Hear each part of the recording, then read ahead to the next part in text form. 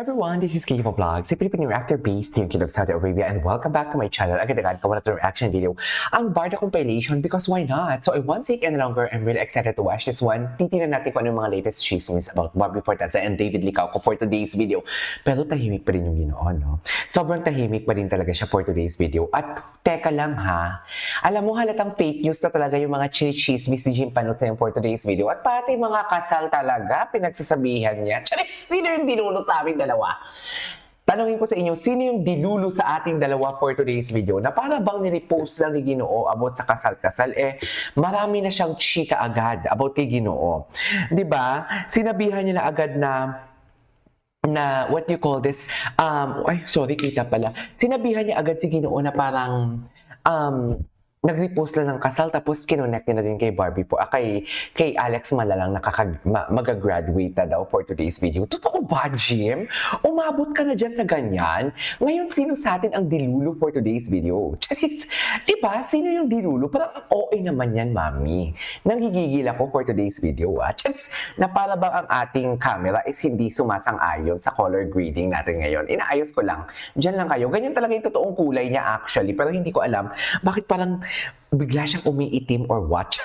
Anyways, without further ado, let's start this reaction video. The Barbie Forteza and David Licauco na mga posting and everything, and also mga debunking, okay? Mga debunking ng ating mga Barda defenders for today's video. Well, andito na din naman talaga ako para gumawa ng reaction video.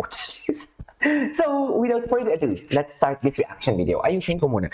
Ang daming mga ang daming what you call this, ang daming mga intermission number pag gumagawa talaga ako ng reaction video. Raw, very raw talaga ito. Anyways, tuloy natin to. Hey guys, January 5, Lunes na. Ay, ano chicken and cheese?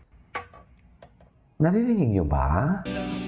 Teka lang ha. January 5, Lunes na. You know what that means? Ay, January 5? Ng January 5 niya ito pinost? Yes, it's James' birthday. Ay, totoo ba? Ayan na. So, mag-ano na naman ako nito. What do you call this? Gagawa na naman ako ng mga dilulunes na naman ito. Ay, Barda Day! Charis, Barda Day! Yan yung dilulo, di ba? Anyways, wait lang, basahin na rin to. Philstar ginawa na ng fake news ng mga basher ng Barda. David supporters umalma sa edited photos. Philstars ginawa na din ng fake news. Philstar ginawa na ng fake news ng mga basher ng Barda. Ay, ang ganda ni Panot to. Para siyang frog talaga. Hindi nyo kami mapata. Ay, andito din pala ako for today's video. Andito din pala ako. May nararamdaman ba? Ay, meron Barbie. May mga umaalikid sa dilim. Meron Barbie. Alam nilang lahat ang sikreto. Meron. Hinihintay na nila ang Kilala natin. Kilala natin kung sino Handa ka yan. na bang pasukin ang Kilala natin isa yan na kung isa? sino yan. Handa ka na bang harapin ang mga kinakatakutan mo? Ay, ganun ba talaga dapat, Mapapanood man? na ang B77 dito lang sa Prime Video. Sa Prime Video for today's video. Ay, hindi, mami. Charis! Hindi ako magpapasindak, mami. Alam mo yan. Ay, ayan pala di ba? Inaano natin kasi parang hindi ako kumbinsido sa aking camera. Ay, wait lang. Slander, 08. Bakit binago mo na yung photo mo, yung una mong nilabas? Kita yung ilalim ng table, di ba po? Yung mga una niyang nilalabas. Oo. Kita po, yung ilalim Actually, ng sinabi ko to table, kay yan Barda yung una niyang United. nilabas. Ay, hindi. Ginawa ko to ng Aba, reaction bakit video. ngayon kinakrap na nila, pati ni Pinote? Oo. Yung table, tsaka yung mga baso, di ba po? True. Tingnan natin to, ha? Bakit tinanggal nyo na yung ilalim ng table at yung mga baso, di ba? So, sabihin, aligaga kayo. Mag-edit.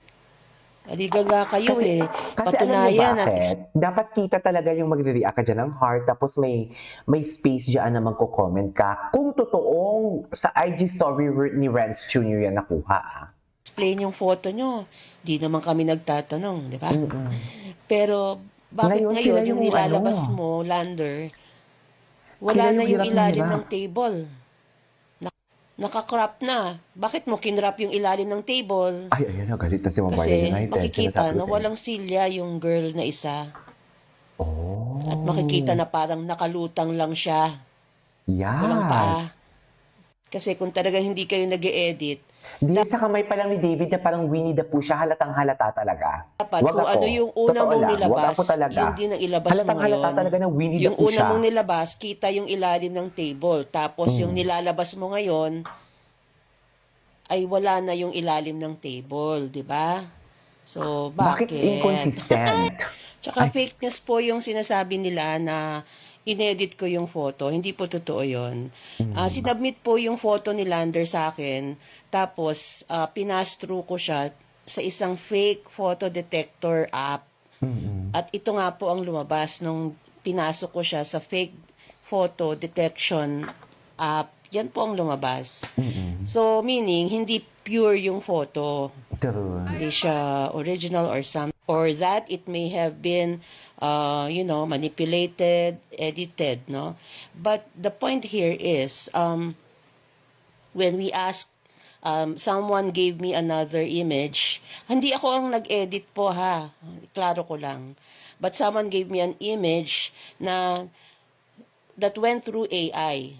At yung AI was sort of commanded to restore the original and to remove a person. Sorry, tahimik ako ha, kasi may mga nagagalit. Ma'am Evangeline, huwag ka na magalit. Ito, natahimik na ako. Nakikinig ako kay Ma'am Barda United. Okay? At ang lumabas nga ay yun pong image na 3 lang sila. So, kasalanan ba namin yun na ang AI, yun ang sinabi? Yung AI po ang nagsabi eh. So, kami ba nag-edit yan? Hindi. Dinaan lang namin yung photo through an app that detects fake photos or edited photos. Yun lang po ang ginawa namin. Pero sa akin, enough of this, di ba? Parang, sagutin nyo na lang po, bakit yung nilalabas nyong photos ngayon, Ma'am, kinrap okay. nyo na yung ilalim ng table. Samantalang yung original na pinost nyo, Question kita ko yung yan. ilalim ng table. Kinesyon ko yan sa vlog ko. Kinesyon ko talaga yan. Bakit hindi na kumpleto ang photo? Bakit corrupted na? Kasi, kung itong photo talaga yung lumabas, yung about kay Renz Chu na yan, kung photo talaga yan na screenshot na may watermark, kailangan makita yung may react na heart, kailangan may makita kang parang, saan na ba yung phone ko? Kailangan ka may makita. Ito, Instagram, tingnan natin ha. Dito tayo.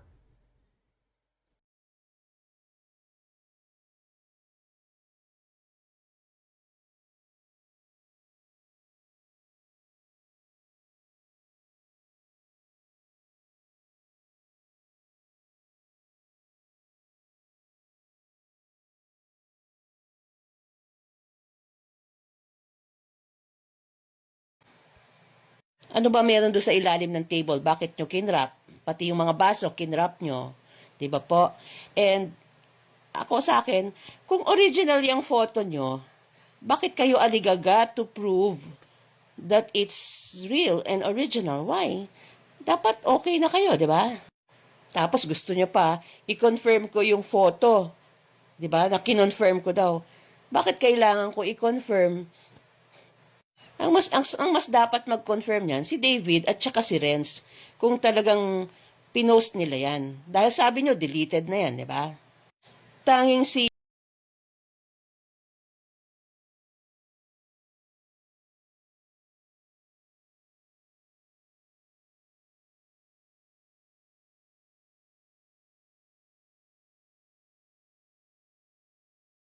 David at Renz lang, at saka yung asawa, ang pwedeng mag-confirm niyang photo na yan.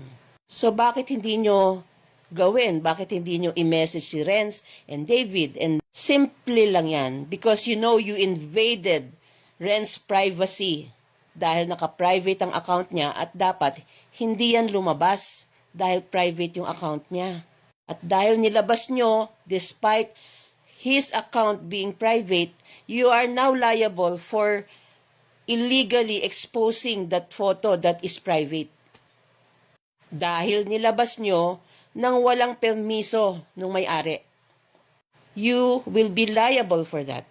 Regardless of whether Alex is there or not, the fact is, the IG profile of Renz is private.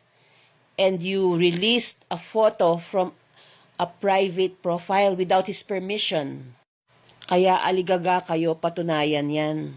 Pero kahit patunayan nyo yan o hindi, legally liable po kayo for taking the photo, stealing the photo from his private profile without his permission. Yan po, kaya kayo aligaga. Ay, nako. Tsaka kung ano po, tignan nyo itong photo na to. Kung talaga pong magjowa yan at double date yan, why is the head of David tilting or leaning towards Renz more than it's tilting or leaning towards